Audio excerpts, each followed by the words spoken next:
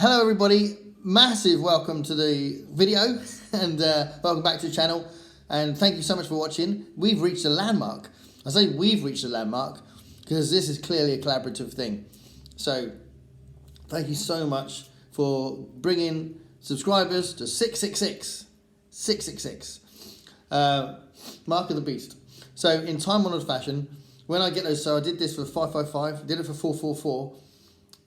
If I keep going, I'll probably do 747 rather than 777. Might be obvious why, I don't know. But I'm going to do a tag about the number 6 to celebrate 666, Mark of the Beast. Again, so grateful because I do enjoy this and I'm making new friends all the time on here. And it's a really interesting experience because I am allowing myself to go beyond the book sometimes and put in just more sort of pensive, thoughtful videos that aren't related to books sometimes. And I put up my top 10 lyricists recently, and you know, just I like exploring what I want to do on the channel as well as obviously putting a lot of book content on. So I do appreciate the support. So the tags. This is going to be 1, 2, 3, 4, 5 prompts with a 6th prompt to tag people. So I'll tag people after I've done this, and if it's okay, I'll try and tag loads and loads of people because I saw someone else do that recently, and it's quite a good idea really. Why only tag 3 people? Nobody has to do it. So anyway, the number 6, the first prompt is, can you name a book that you love with the number 6 in the title? So for this prompt, I am choosing Stephen King's book 11/22/63. 11/22/63. It's a fantastic book from 2016. I really love it. It's one of my favourite Stephen King books. It's very long. You could argue that you could shave off 150 pages really when it gets that. I mean, it's about 700 pages. So when it gets that big, you can usually say that about Stephen King and probably most books, to be fair. But it's so good. It's a really, really good book. I think it's definitely one of his best. I love it. It's a time travel story that starts off being about him trying to prevent the Kennedy assassination, but it goes into all sorts of other areas. And ultimately, it ends up being a bit of a love story. But I really like the ending. But yeah, 11/22/63, really good Stephen King book. That is my answer for prompt number 1. Prompt number 2 is, can you name a song that features number 6 in the title that you love? So I'm going with a song from Tool's second album from 1996, 46 and 2. 46 and 2 is a fantastic song. I love the way they create their songs. They have these awesome riffs, and I just love everything about Tool. But 46 and 2 is worth checking out. If you've never heard anything by Tool before, have a listen, and if it's the style of rock music that you really like, then they're pretty consistent and you'll love them. I do think they're quite distinctive as well. They've got a real distinctive sound, I think. They're kind of grouped in the industrial metal area, but I think they're quite different.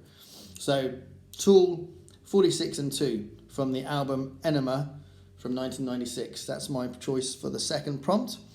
The third prompt, it's quite a lovely one. I like these personal prompts to put in there sometimes. Something you remember from when you were 6.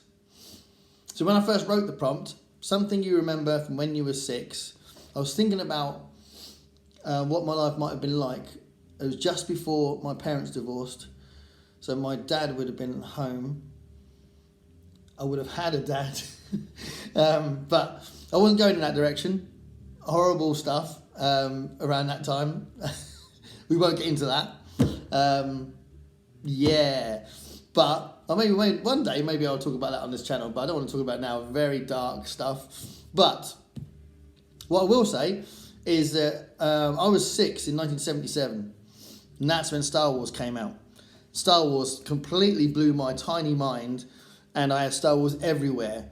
The following few years because it was such a big thing for me, and I had Star Wars duvets, I had Star Wars wallpaper in my bedroom, I had Star Wars pillowcase, Star Wars figures, Star Wars stationery.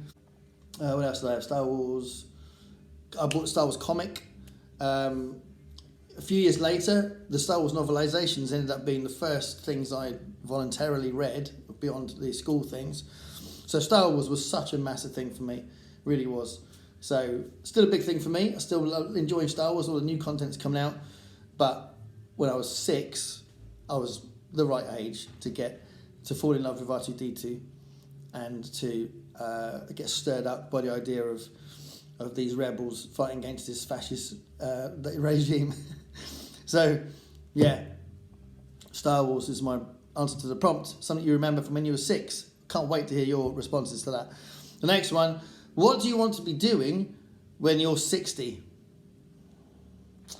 Okay, so for this one, I really am really happy with my life at the moment, which is a really nice thing to say, especially if I had talked about when I was 6. My life is good at the moment, and if I'm 60, I definitely want to be still playing live. I want to be still gigging when I'm 60. It'd be awesome. So if my voice holds out, and if I can still play, then I will definitely do that. Whether I'm still doing Bemis or whether it's a different project or solo or whatever, I definitely want to be gigging when I'm 60. I want to be reading. I want my sight to still be good, so we'll see. I don't know if my legs will still be... I've got really bad feet. I don't know if my feet will still be in a good shape when I'm 60. We'll find out, I guess. So I don't know how mobile I'll be. But it's not that far away, to be honest. But, you know, when you get to my age, things start going awry. So we'll see. But I definitely want to be reading. I want to be able to see the books that I'm reading.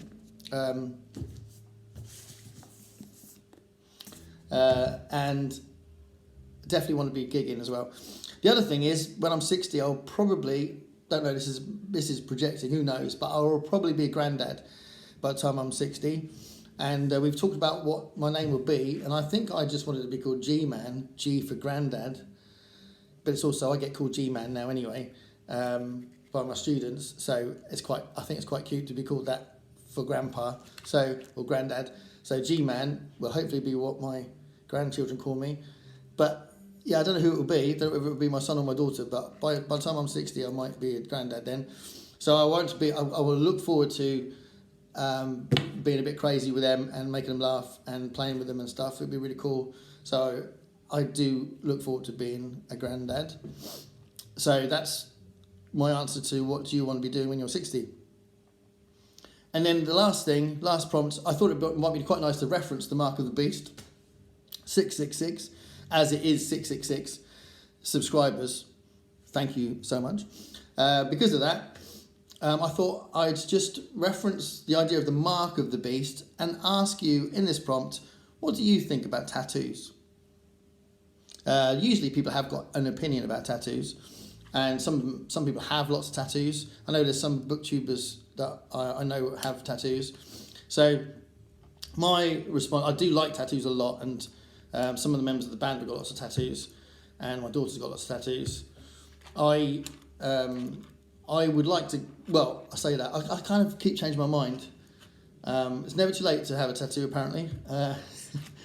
I'm not really relishing the idea of the pain. And literally, my drummer just recently got her whole arm done, and she said she was in agony for 4 hours. I think it's 4 hours. She loves it. It looks awesome. It looks absolutely amazing. It's all her family, and it looks amazing, her whole arm. But yeah, that sounds horrific. But I would love to do a Muppet thing, like maybe have Floyd Pepper or something. That's kind of where I was going with that. I've thought about it a lot over the years, and nearly had Harpo Marx tattoo, nearly had various things, but Jim Henson is probably my ultimate hero, I think, Jim Henson. Out of all the people that I call my heroes, like songwriting heroes, singers, authors, whatever, I think Jim Henson is my main hero. So I think Floyd Pepper would be a good shout. So if I do get a tattoo, I'm going to do that. But we'll see. Still wearing away. I don't know if I will or not. So anyway, what do you think of tattoos? That's the other prompt. So let's tag some people. Last thing, we're going to tag some people. So I'm going to try and tag. I'll tag.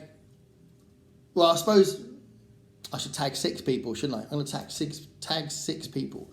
Right, so Bookubus, I'm tagging you, Bookubus. Jeremy Fee, I'm going to tag Jeremy Fee. I'm going to tag Michael K. Vaughan again. Why not?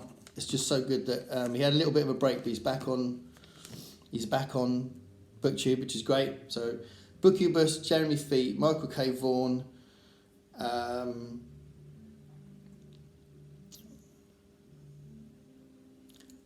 Chatty the Mad Hatter, Chatty the Mad Hatter, Micah Cummins. I'm going to tag Micah Cummins. We've been chatting a little bit lately, which has been really cool. So Micah Cummins from Micah Cummins channel, and also Jackie from Spread Book Joy. Is that 6? Let's have a look. 1, 2, 3, 4, 5, 6. 6 people. So there we are. Those people are tagged. Please do it if you want to do it. This is just an excuse to thank people, but I think it's quite a fun tag, really. So I'd love to see what everybody else does as well. And have a wonderful Tuesday. And I'll see you in the next video, the next video will be on Thursday, which will be a really different kind of review to what I've ever done before. And you'll see me genuinely speechless and farting about trying to be eloquent about a book that I found difficult to articulate my thoughts on. That's Thursday. See you soon. Thanks a lot.